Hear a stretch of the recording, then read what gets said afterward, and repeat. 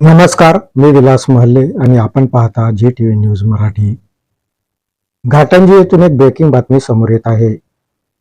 भरधाव दुचाकी चारचाकीवर आदळून भीषण अपघात झाला.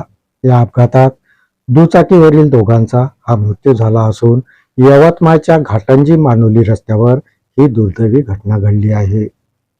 गंभीर जखमींपैकी एकाचा यवतमाळात उपचारापूर्वी तर अन्य दुसऱ्याचा हा नागपूरमध्ये उपचारादरम्यान मृत्यू झाला. घाटंजी येथून मानोलीकडे जात असलेली भरधाव दुचाकी चारचाकीवर आदळून भीषण अपघात झाल्याची दुर्दैवी घटना 17 मार्च मंगळवारला रात्रीच्या सुमारास घडल्याचं समोर आलं. या भीषण अपघातात दुचाकीने प्रवास करणारे 2 जण हे गंभीर जखमी झाले. गंभीर जखमींना उपचारार्थ तातडीने यवतमाळला हलविण्यात आलं. मात्र उपचारापूर्वीच 2 जखमीपैकी एकाचा हा मृत्यू झाला. गजानन आडे असं मृतकाचं नाव असून तो आगपुरी येथील रहिवासी होता.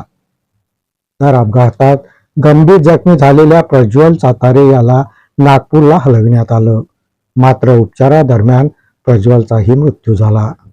दुचाकीचा भीषण अपघात झाल्याची माहिती मिळताच सामाजिक कार्यकर्ता मुज्जू पटेल यांनी रुग्णवाहिका घेऊन घटनास्थळ गाठलं आणि गंभीर जखमी असलेल्या गजानन आणि प्रज्वल याला तातडीने यवतमाळला हलविलं.